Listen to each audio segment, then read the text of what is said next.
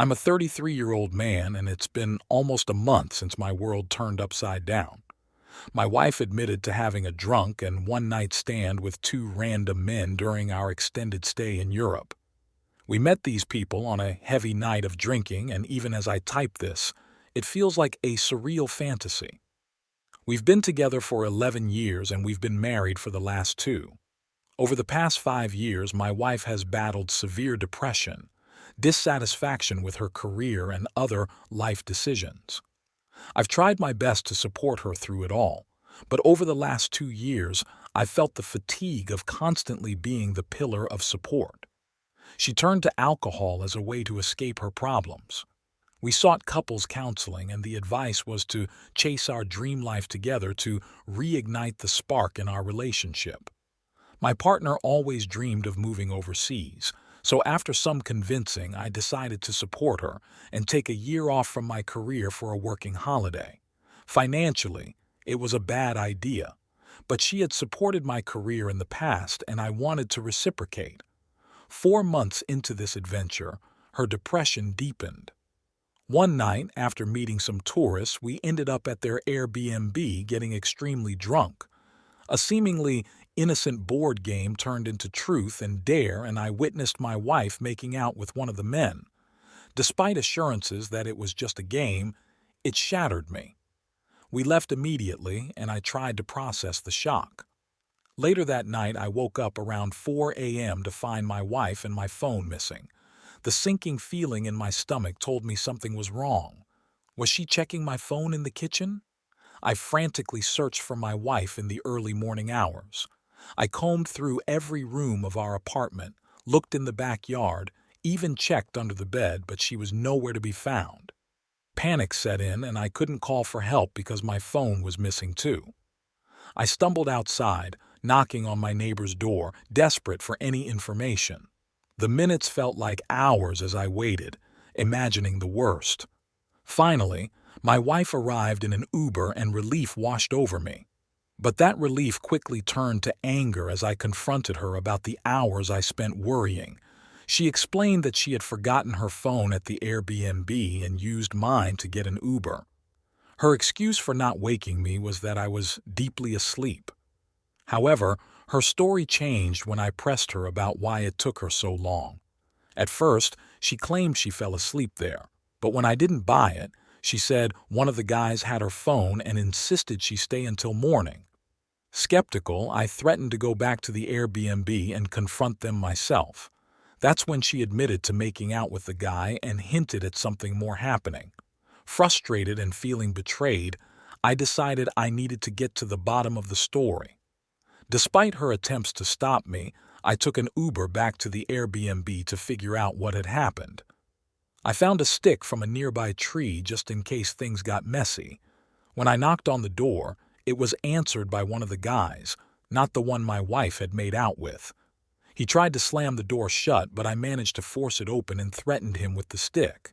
I demanded answers. Even though my wife hadn't come clean about everything, the guy admitted that she didn't just make out with him, but also had intimate relations with both of them at the same time.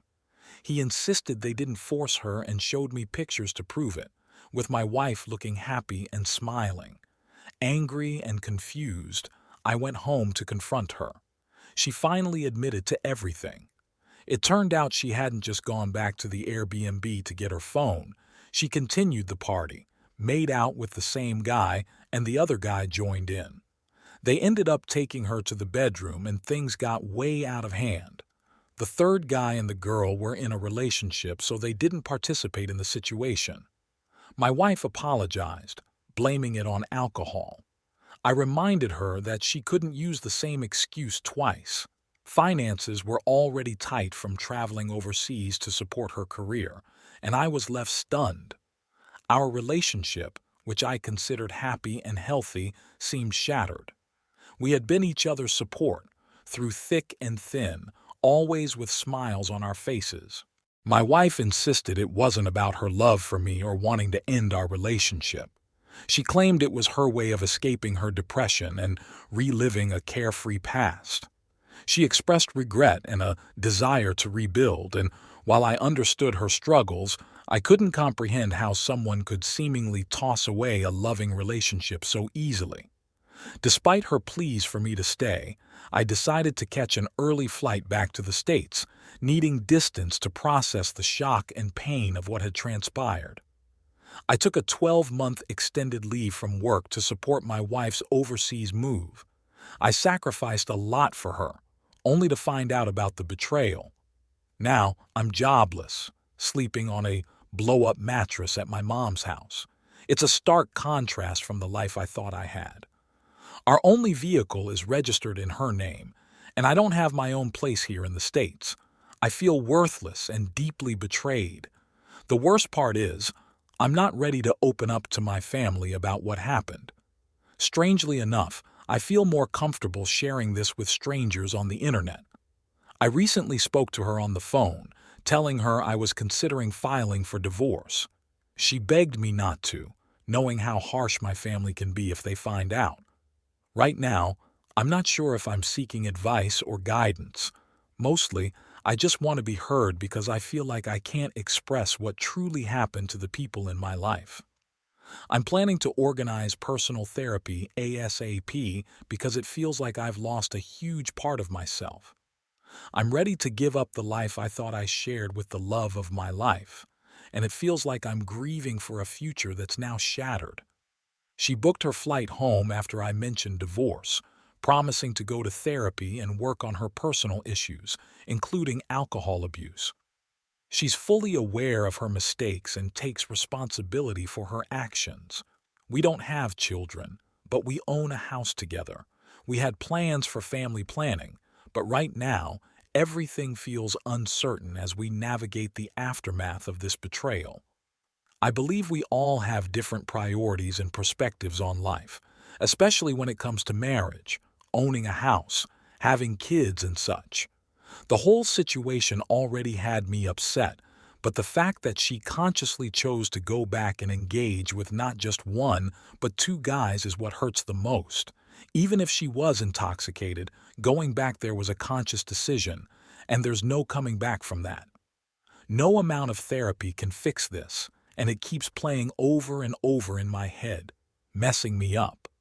Regarding STD testing, I haven't been intimate with her since that night. Just knowing about the initial kiss was enough to make me not want to go there.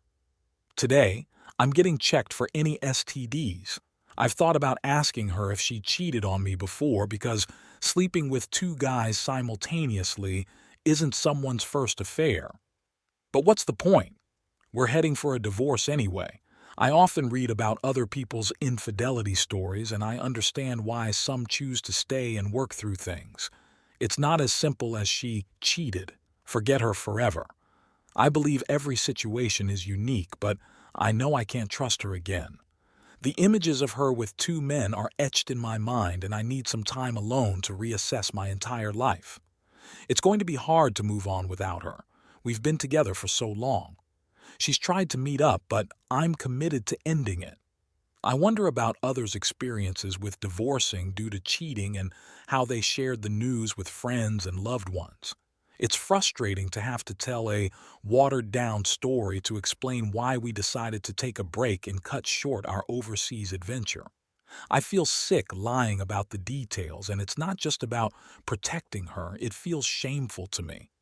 Thanks to everyone for the wisdom and support. I haven't been on here lately because reading about similar incidents brings back painful memories. I'd been in therapy and could confide in an emotionally intelligent friend, which was a relief. Every day is a struggle. Nothing seems to distract me.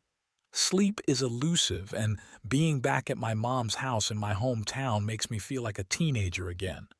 I know I need time to process everything, but this early stage is just so rough.